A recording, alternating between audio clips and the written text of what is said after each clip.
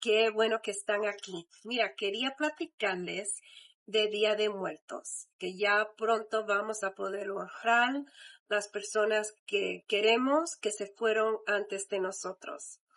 Yo empecé a celebrar esta tradición en el 2009 cuando una amiga mía falleció a los 38 años. Era mi manera de mantenerme conectada con ella y empecé a estudiar todos los diferentes aspectos. Y yo siempre decía Día de los Muertos, porque allá en Los Ángeles se dice Day of the Dead. Cuando vine a México, aprendí que es Día de Muertos. Y más específicamente, el año pasado, cuando estábamos en Oaxaca, alguien me corrigió. Y entonces tuve que treñarme a decir Día de Muertos y no Día de los Muertos, porque esa es la tradición en inglés y esa tradición no empezó en un país de habla inglés. Con eso dicho, yo he pasado muchas horas estudiando los diferentes aspectos de Día de Muertos, la historia de las catrinas, de las ofrendas, de las candelas en Oaxaca. Y quiero poder compartir toda esa información contigo. Voy a hacer una serie de videos y también unos lives con expertos en diferentes áreas de esta tradición. También invito a otros TikTokers, por ejemplo, si alguien sabe hacer pan de muertos, me encantaría poder hacer el live y que me enseñen cómo hacerlo, cosas así. So, por favor, sígame mientras compartimos esta tradición juntos. Bye. Bienvenido a primer parte de serie de Día de Muertos. Vamos a regresar 3000 años atrás a la cultura mesoamericana, que son los mexicas. Ellos honraban a la diosa mexica, la Señora de la Muerte. Esa festividad lo hacían el 9º mes del calendario azteca. Cuando los españoles vinieron y trajeron sus rituales católicas, los pueblos originarios combinaron sus tradiciones con la de la Iglesia Católica y lo combinaron con los festivales de Día de Todos los Santos, All Saints Day, el Día de los Fieles Difuntos, y por eso es que desde entonces empezaron a hacer las celebraciones al terminar de octubre a principios de noviembre. Para los mexicas, la muerte tenía una conexión muy fuerte con la vida. Para ellos la muerte no era el final. La muerte era como dormir, como un sueño, para viajar por Mictlán y así viajar y poder regresar a la vida por reencarnación. Por eso hay ofrendas en el altar para poder alimentar esos almas que todavía están viajando para regresar y estar con sus seres queridos. Y el tema de muerte es interesante porque diferentes personas lo perciben de diferentes maneras, ¿verdad? Dependiendo de sus creencias, cómo fueron criados, también culturalmente. Nosotros fuimos una vez a un evento el año pasado y había gente de diferentes países. Y una de las preguntas para que nos conociéramos era cómo percibe tu país la muerte, cuáles son las tradiciones. Y era bien interesante escuchar todo el mundo platicar de sus costumbres. Y ahora ellos estuvieron aquí en México aprendiendo de Día de Muertos y cómo lo hacemos en este país y cómo lo pueden aplicar ya cuando regresen. Una diferente conexión a las personas que ya se fueron antes de nosotros, y a mí se me hizo muy bonito que estas personas de otros países fueron tan abiertas de ir a un evento como ese. Y si tienes la oportunidad de hablar con alguien de otro país, pregúntale cuáles son tus costumbres cuando alguien ya no está contigo. ¿Cuál es el proceso del funeral? Cosas así. ¿Cómo los recuerdas? Si los recuerdas. ¿Hablas de ellos? ¿No hablas de ellos? Porque creo que esa es la diferencia con Día de Muertos. Nosotros celebramos la vida que tenían aquí, y para mí es el parte de Día de Muertos que me encanta, que la gente te sigue recordando. Y en otros videos vamos a hablar de los altares y las ofrendas y las cosas que se puede poner tradicionalmente en las crianzas de antes, pero también lo que se puede poner que era significante para ti y para la persona que perdiste. Así que si pensabas que Día de Muertos era como el Halloween mexicano, no lo es. No digas que lo es. No lo es. Halloween es Halloween. Día de Muertos es Día de Muertos. No son la misma cosa. No tienen nada que ver uno con el otro. Y espero que me sigan, que sigan aprendiendo esta serie y que pueden compartirlos con otras personas que no saben de las diferentes costumbres de Día de Muertos. Nos vemos pronto. Welcome to part 2 of our Dia de Muertos series. You might be wondering, what does UNESCO have to do with this sacred tradition? In part 1, we explored the origins of Dia de Muertos, but what many don't know is its connection to UNESCO, or even what UNESCO is. UNESCO protects treasures of humanity. Everybody knows like the 8 wonders of the world, which is more of a popularity contest, but this protects traditions. It stands for the United Nations Educational, Scientific, and Cultural Organization, and its mission is to safeguard the world's most important places and cultural practices, which is more important now than ever. Mexico has 35 UNESCO sites. The U.S. has 26. Some of Mexico's most famous include Teotihuacan, Monte Albán, Chichén Itzá, Las Calles de Guanajuato, the agave fields of Jalisco, and the Monarch Butterfly Sanctuary in Michoacán, which we'll cover in a future video, and its connection to Dia de Muertos. So what does that mean for Dia de Muertos? In 2008, it was recognized by UNESCO as an intangible cultural heritage of humanity because it blends indigenous beliefs with Catholic traditions, creating a celebration that honors both life and death, which we talked about in video number 1.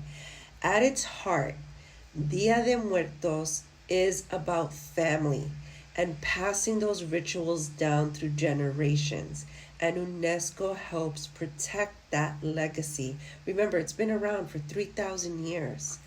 Other Mexican traditions that are also recognized as intangible heritage include mariachi, los voladores de Papatlan, and Mexican cuisine. There's only one other country that the gastronomia is protected by UNESCO. Any guesses on what country that is? So remember, the next time you see a Catrina, en altar, los flores, you are not just seeing a Mexican tradition. You are witnessing something recognized as part of the heritage of all humanity. ¿Listos para aprender algo nuevo en el tercer parte de nuestra serie de Día de Muertos? Por seguro, cuando piensas en Día de Muertos, piensas en el flor cempasúchil. Siempre me enredo para decir esa palabra, pero viene de una palabra nahual, que lo voy a poner allí porque tampoco lo puedo pronunciar, pero significa flor de 20 pétalos. Y los aztecas pensaban que el número 20 era el número completo porque su calendario azteca en el mes había 20 días. Y aunque este flor es mejor conocido como el flor de Día de Muertos, también lo usan para medicina y también hay recetas de comidas y bebidas con este flor. Desde tiempos antiguos se cree que el perfume y el color de este flor son tan brillantes y fuertes que guían las almas regreso a casa. Cuando ponen un altar privado en tu casa, no muchas, pero hay hogares donde ponen los flores desde afuera para que haya una entrada a la casa para que lleguen al altar. Cada año el día oficial para sembrar las semillas de esta flor es el día de San Juan Bautista, que es junio 24. Eso le da al flor 3 o 4 meses para crecer justo a tiempo para poder usarlo en la época de Día de Muertos. Y también hay diferentes flores que se usan. Aquí te dejo fotos de los diferentes colores y flores que también se sembran y se usan para esa época. Un dato muy importante cuando estás comprando los flores cempasúchil, asegúrate, porque hay otra clase que es de China. Los de México se venden en ramos, los de China se venden en macetas. Los de China, el flor está uniforme. La de México no, sí son pétalos, pero no son tan perfectas como la de China. La otra, los de México sí tienen ese aroma, ese perfume que es parte de la tradición. Las de China no. Así cuando vayas, si vas a ir a otros pueblos en México y ves vendedores, si los ve en la maceta, no son los originales y no son los que tú quieres. El cempasúchil no es solo una flor bonita, es un símbolo de amor y de memoria, un puente de pétalos que nos une con quienes vuelven cada Día de Muertos. Dejan tus preguntas o comentarios y con gusto los contesto. Síganos, que apenas estamos empezando. Esta semana vamos a seguir hablando de las diferentes cosas que se ponen en el altar y ya al final hablamos del altar y los diferentes niveles. Karina, thank you for your question and welcome to the 4th part of our Dia de Muertos series. The fireworks show is actually common in ferias. I saw it a lot in Oaxaca as part of the calendas or the comparsas, which we will talk about more later in the series. I've also seen the chinelos from Morelos do it, and typically it's a bull-shaped frame made out of like simple wood with fireworks. It's called el torito. In this case, because it's a skeleton, the meaning is slightly different. The skeleton reminds everyone of their mortality, but in a playful way, and then the fireworks explode, so the skeleton comes alive and symbolizes how the spirits return with energy. Now, when it's a bull in a feria, the bull represents strength and fertility, and the fireworks is to bring good fortune to the community. And when it's part of a religious event, it's to wake up the heavens. So if you want to keep learning more about Dia de Muertos or other traditions and the different aspects of what goes into an altar, which is what we will be continue going into, please follow along. Why are skulls used during Dia de Muertos? Welcome to part 5 of our Dia de Muertos series. For those unfamiliar with this tradition, many might view the skulls as scary or confuse it with Halloween. For people who celebrate this tradition and for the indigenous people, the skull is not frightening. It's the cycle of life, death, and the travel to rebirth. If you've been to Mexico City, you most likely have gone to Templo Mayor. Archaeologists are still working on that site, and they have found racks of skulls that were most likely used in ceremonies. And in part 1, we talked about how the indigenous traditions and the religion of the Spanish blended. And so when the Spanish came with their diseases and their plagues, they also brought a sugar paste.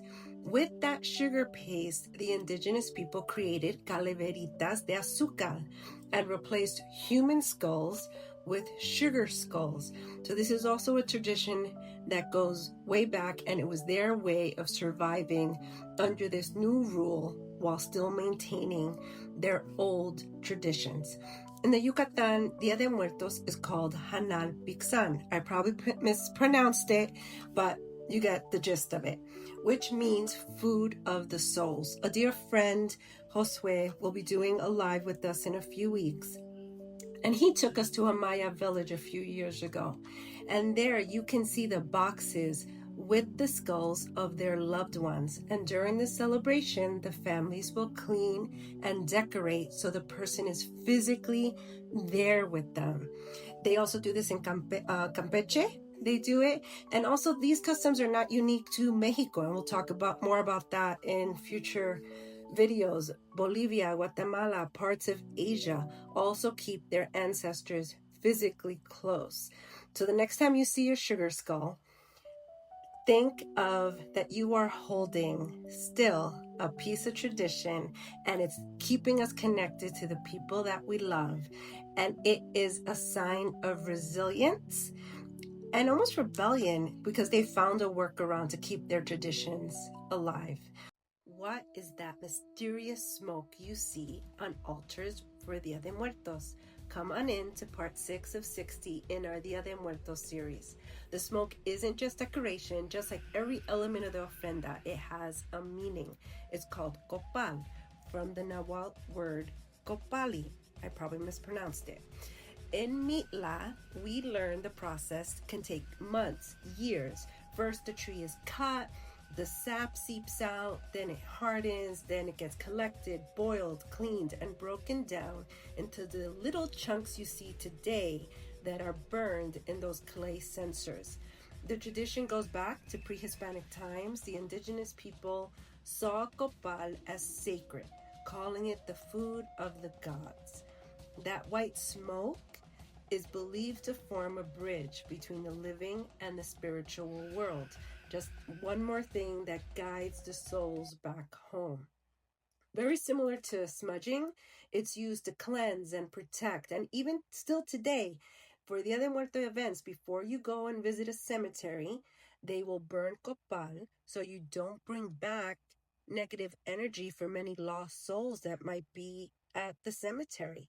That's actually where the term cargando un muerto comes from.